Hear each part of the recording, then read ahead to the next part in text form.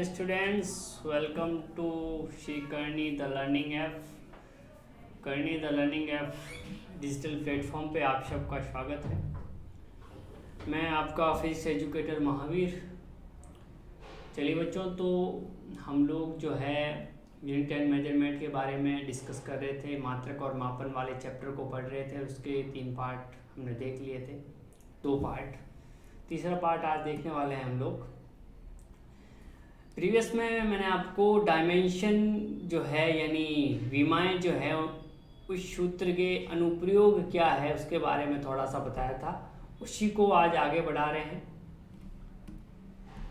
ये तीनों अनुप्रयोग मैंने आपको बता दिए थे कि क्या कैसे करना है आप लोगों को। तो पहला था किसी समीकरण की सत्यता की जांच करना, किसी समीकरण को बनाना यानी भौतिक राशियों के मध्य संबंध स्थापित करना, और तीसरा था एक मात्रक पद्धति से दूसरी मात्रक पद्धति में बदलना।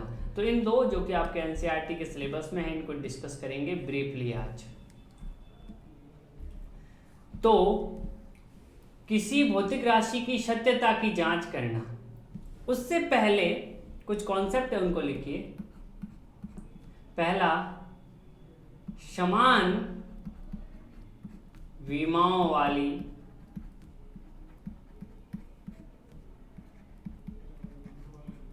भौतिक राशियों को ही जोड़ा जा सकता है।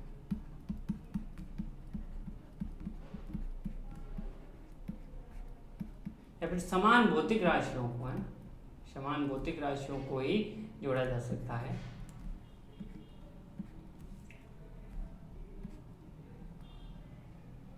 अर्थात यहाँ पे मैं लिख सकता हूं लंबाई प्लस, यहाँ पर क्या समय हो सकता है? नहीं, लंबाई प्लस लंबाई ही होगा। समय है तो समय प्लस समय होगा।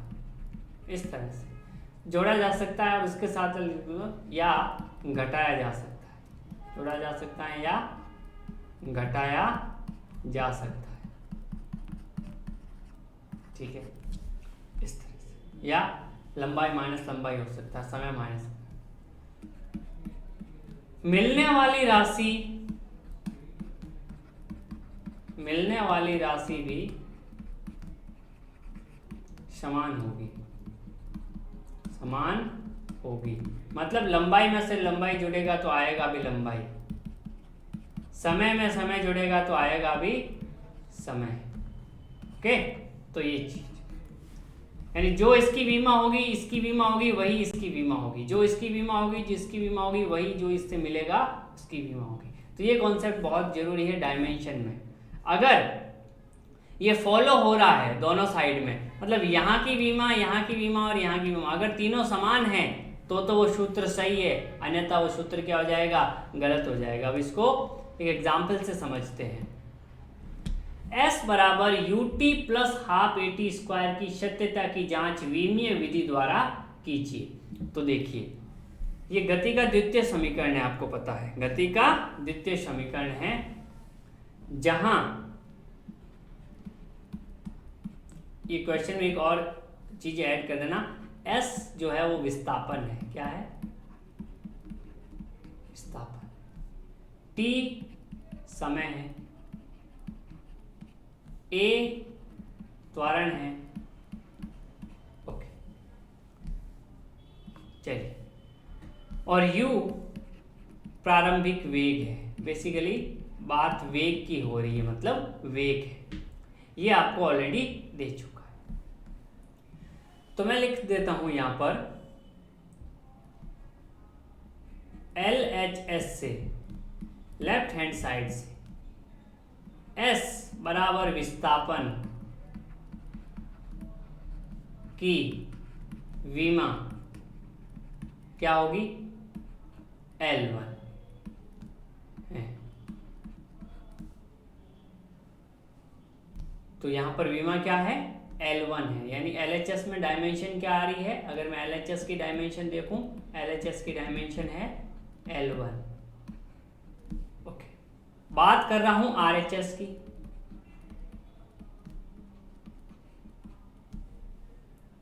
RHS की बात करो या RHS से,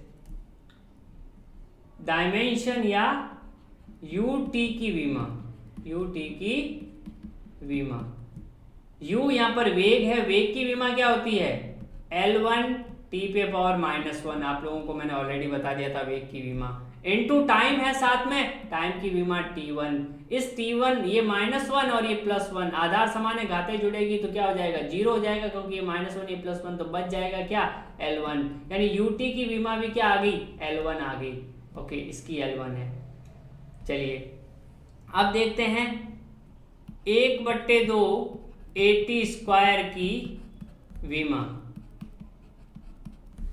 अब देखिए ये भी लिख देना कि जो आपके नंबर होते हैं जैसे 1/2 cos theta sin theta pi root, तो इनके क्या होते हैं कोई बीमा नहीं होती है, मतलब लॉग वगैरह ऐसे जो भी आते हैं इनकी कोई बीमा नहीं होती है। तो 1/2 को तो भूल ही जाओ, तो बीमा किसकी लिखेंगे सिर्फ इस वाले की लिखेंगे। इसकी बीमा क्या होगी ए, यहाँ पर एक्सेलरेशन, एक्सेलरेशन की बीमा होती है L1 T पे पावर -2 और साथ में क्या है इसका मल्टीपल कर देते हैं T का पावर 2, क्योंकि टाइम है और 2 है तो T पे पावर 2, ये -2 ये +2 0 बन जाएगा, डायमेंशन आ गई L1।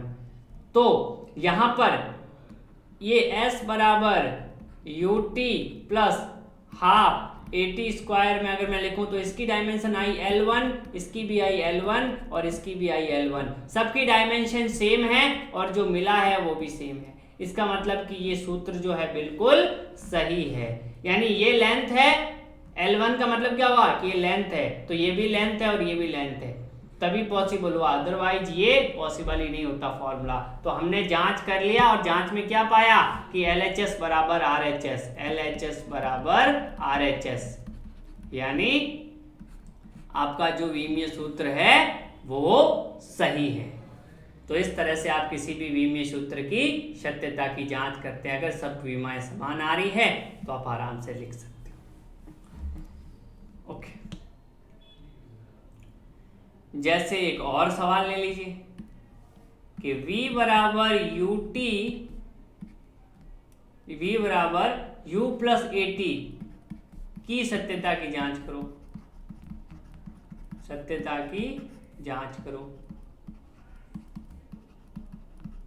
तो V की डायमेंशन सबसे पहले मैं लिख देता हूं LHS, V है तो इसकी डायमेंशन क्या हो जाएगी L1 T पे पावर -1। अब यहाँ पर देखिए U भी क्या है, यहाँ पर U प्रारंभिक वेग होता है, प्रारंभिक वेग, यानी अगर मैं RHS में बात करूं तो RHS में U की भी डायमेंशन वही होनी चाहिए और AT की भी वही होनी चाहिए जो V की आ रही है। तो U की क्या होती है, U तो प्रारंभिक वेग है तो L1 T पे पावर -1, यहाँ पर AT की डायमेंशन की बात करूंगा तो वो क्या होगी, A की क्या होती है L1 T पे पावर -2 और साथ में T पे पावर 1, क्योंकि ये टाइम साथ में, तो -2 + 1 कितना बन जाएगा L1 T पे पावर -1। ये भी डायमेंशन, ये डायमेंशन सेम, यानी जो इसकी डायमेंशन है वही इसकी है और वही इसकी है, सेम डायमेंशन को ही जोड़ा या घटाया जा सकता है और मिलने वाली चीज भी उसी डायमेंशन की होती है, यानी LHS बराबर क्या है RHS, यानी ये फॉर्मूला भी सही है। तो विमा द्वारा हम किसी फॉर्मूले की सत्यता की जांच करते हैं। बेसिकली ये फॉर्मूले जो होते हैं वो विमीय दृष्टि से सही है। क्यों? क्योंकि आप देख लो UT प्लस AT² लिखो चाहे UT प्लस हाफ AT² लिखो, दोनों की विमाएं समान होगी, क्योंकि 1/2 इसको तो ये कांस्टेंट हो तो ये मानता ही नहीं है। तो ये विमीय तरीके से तो सही है, विमीय विधि से तो सही है, विमीय रूप से तो फॉर्मूले सही है दोनों ही, लेकिन गणितीय रूप से ये वाला सही है। अगर बराबर S कर दूं दोनों के, जो कि होता ही है, तो गणितीय रूप से ये सही है और विमीय रूप से तो ये दोनों ही सही है। तो जरूरी नहीं कि अगर विमीय रूप से सही हो तो वो फॉर्मूला सही ही होगा। तो ये सिर्फ विमा की लिमिटेशन भी कह सकते हैं कि विमा की वजह से हम कांस्टेंट नहीं निकाल सकते, तो ये एक लिमिटेशन हो गई, सीमा हो गई। चलिए, तो इसको हमने देखा विमीय रूप से किसी भी समीकरण की सत्यता की जांच करना। अब दूसरा क्या होता है, दूसरा कौन सा था,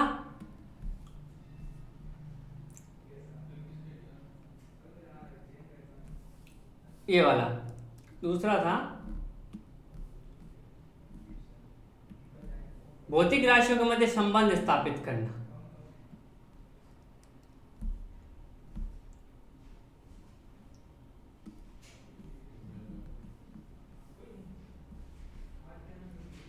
तो यहां से देखिए, विभिन्न भौतिक राशियों के मध्य संबंध स्थापित करना। तो यहां पे देखते हैं, देखिए चलिए, मान लीजिए कि सवाल दे रखा, क्वेश्चन को लिखिए, किसी सरल लोलक का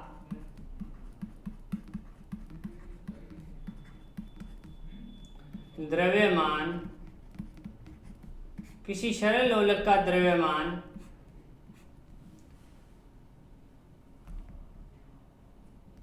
किसी सरल लोलक का आवर्तकाल है ना, किसी सरल लोलक का आवर्तकाल T लोलक के द्रव्यमान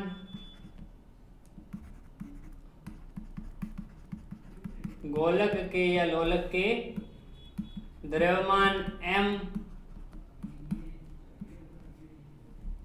तथा रस्सी की लंबाई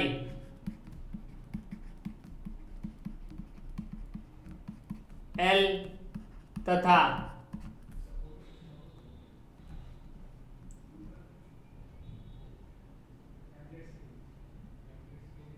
गुरुत्वीय त्वरण G पर निर्भर करता है,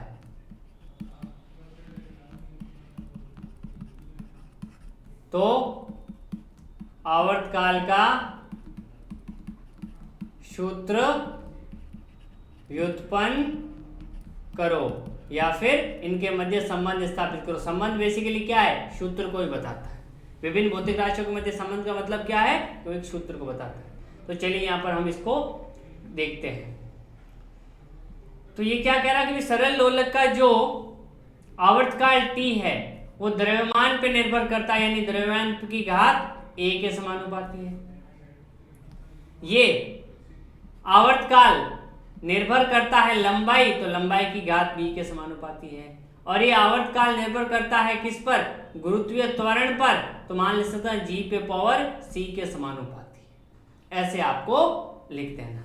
तीनों को अगर एक साथ लिखूं तो मैं लिख सकता हूं T is proportional to M पे पावर A, L पे पावर B और G पे पावर C।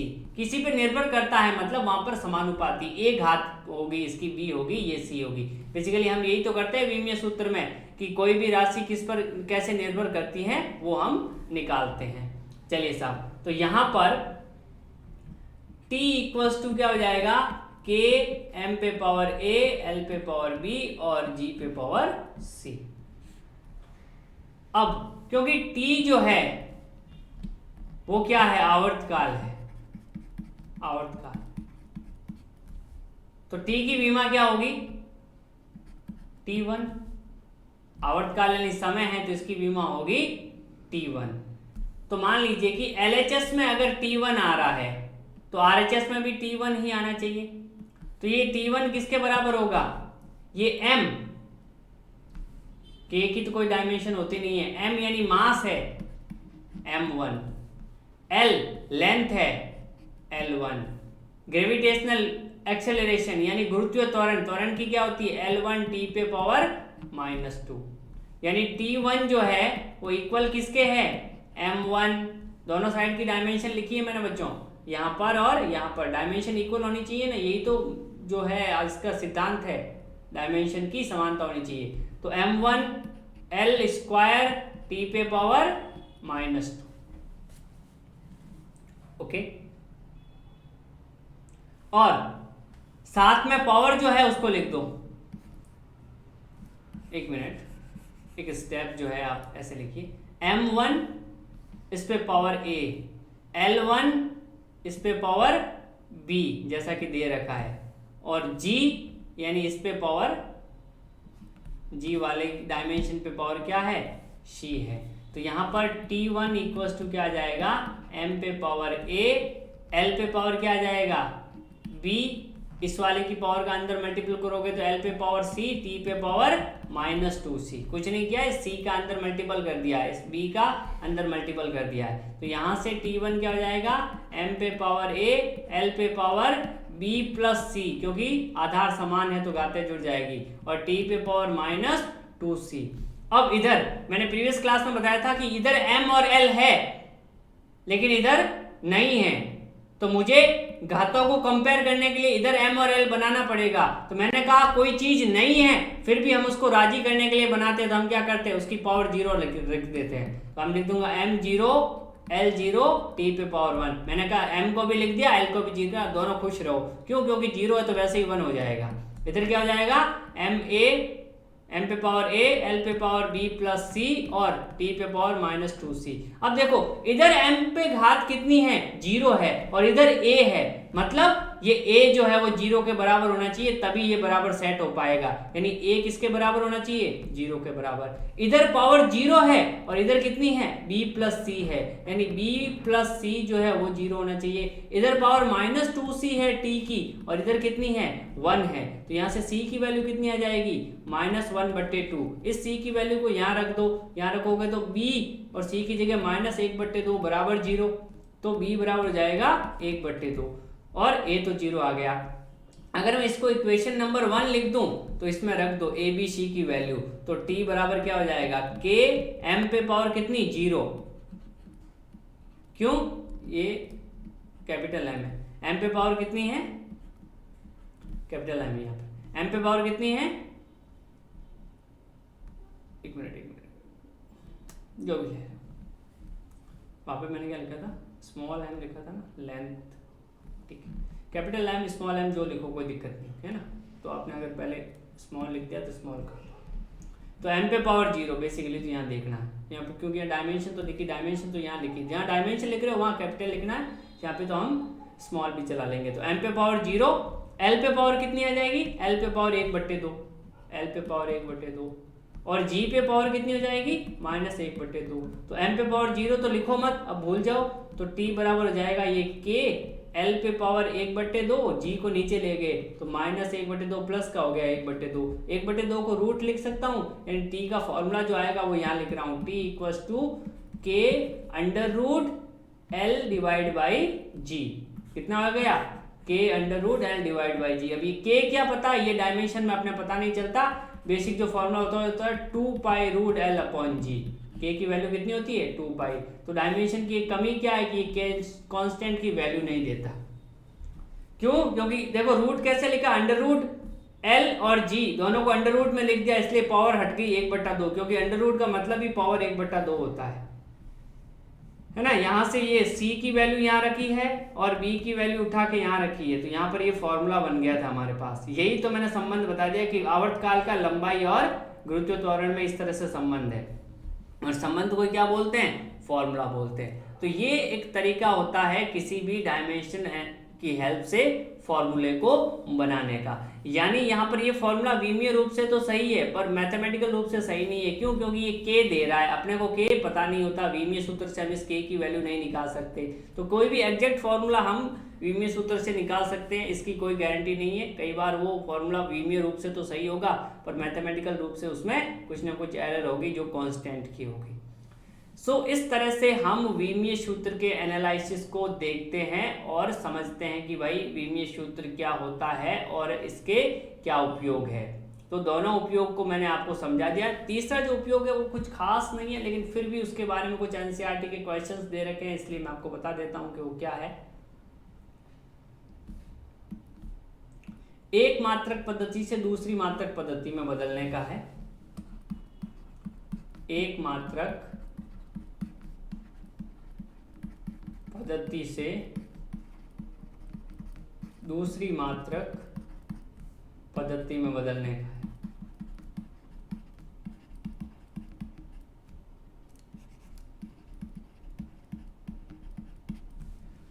ठीक है, तो यहां पे मैं एक लिख सकता हूं, जैसे आपको पता है कि n1u1, वैसे आपकी बुक में तो नहीं है ये, लेकिन फिर भी आप इसको याद कर लीजिए, n1u1 बराबर n2u2। अगर मुझे निकालना है n1 की वैल्यू तो मैं क्या लिखूंगा, या U1 की वैल्यू, N1 की वैल्यू अगर मुझे निकालनी है तो मैं क्या लिखूंगा, N2 into U2 upon U1, U2 upon U1 अगर मुझे N1 निकालना है। और अगर N2 निकालना है तो मैं क्या लिखूंगा, N1 upon U1 upon U2। तो आपसे कोई कहे, जैसे कि एग्जाम्पल से देखते हैं, कि बल के मात्रक न्यूटन को सीजीएस में बदलो, सीजीएस में बदलो, या आपसे ये भी पूछ सकते हैं कि 1 न्यूटन बराबर डॉट यहाँ पर डाइन, कल बताया था डाइन क्या होता है, 1 न्यूटन बराबर इतने डाइन। ऐसे अगर आपसे कोई पूछ ले तो पता होना चाहिए डाइन क्या होता है बेसिकली, क्योंकि न्यूटन जो होता है वो होता है केजी मीटर पर, अगर नहीं बताया तो देख लीजिए, केजी मीटर पर सेकंड स्क्वायर। और अगर यही सीजीएस में लिखना है तो सीजीएस में केजी वाले क्या करते हैं, वो तो ग्राम में बात करते हैं, ये किस में बात करते हैं, सेंटीमीटर में बात करते हैं, और ये सेकंड स्क्वायर में बात करते हैं। तो न्यूटन, तो जब एसआई में लिखते हैं तो newton KG metre upon second square को, और जब सीजीएस में लिखते हैं तो ये हो जाता है डाइन। तो 1 न्यूटन में कितने डाइन होते हैं, या ये अपने को ध्यान करना है। तो हमें पता है हम क्या लिखेंगे यहां पर, 1 KG metre upon second square बराबर है किसके, मुझे नहीं पता, x सेंटीमीटर, x केजी की जगह ग्राम, मीटर की जगह सेंटीमीटर अपॉन सेकेंड स्क्वायर। लिखने का सीधा तरीका बता रहा हूं मैं। ओके, अब यहां से ये वाला तरीका सीधा निकाल लेते हैं। अब मुझे चाहिए x, तो x चाहिए, तो इसकी डायमेंशन लिख देते हैं पहले। डायमेंशन क्या हो जाएगी, m1 L1 t पे पावर -1, ये 1 1 1, यानी एक पद्धति में बात हो रही है, SI पद्धति में। चलिए छोड़ो, मैं डायरेक्टली बता देता हूँ। ये सेकंड से सेकंड तो कैंसिल हो गया, x की वैल्यू आ गई केजी बट्टे ग्राम इंटू मीटर बट्टे सेंटीमीटर, केजी बट्टे ग्राम मीटर बट्टे सेंटीमीटर। केजी में ग्राम का भाग चला गया और मीटर में सेंटीमीटर का चला गया। तो निकालने का तरीका, केजी को ग्राम में बदल दो पहले, क्योंकि अपने को तो चाहिए उसमें ही। तो ये हो जाएगा 10 की घात 3 1000 ग्राम बट्टे ग्राम इंटू 100 सेंटीमीटर बट्टे सेंटीमीटर, सेंटीमीटर गया ग्राम गया, यानी x की वैल्यू कितनी आ गई, 1000 इंटू 100 कितनी आ गई, 10 की पावर 5। यानी आप लिख सकते हो 1 न्यूटन बराबर 10 की घात 5 डाइन होता है। तो इस तरह से भी आपसे सवाल पूछे जा सकते हैं जो आपको पता होना चाहिए। So thank you very much इस क्लास में। और बेसिकली जो 2 एग्जाम्पल स्टार्टिंग वाले थे वहाँ से एग्जाम में सवाल आ सकता है, उनको अच्छे से करें। बाकी ये यूनिट कन्वर्जन तो मैं बार बार आगे बताता रहूँगा और क्लासों में भी, तो ज़्यादा दिक्कत नहीं आएगी। इसके बाद हम लोग एरर के बारे में पढ़ेंगे कि एरर क्या होता है, मतलब अगर किसी को मेजर किया जाता है तो किस प्रकार की त्रुटि उसमें आ सकती है, और उन त्रुटियों को कैसे दूर किया जा सकता है, या फिर उन त्रुटियों को मेजर कैसे किया जाता है, इन सब तरीक़ों के बारे में भी हम लोग पढ़ेंगे। तो आप लोग जो है कंटिन्यूसली हमारे साथ जुड़े रहें और अपने नोट्स वगैरह को अच्छे से प्रिपेयर करें। Thank you very much.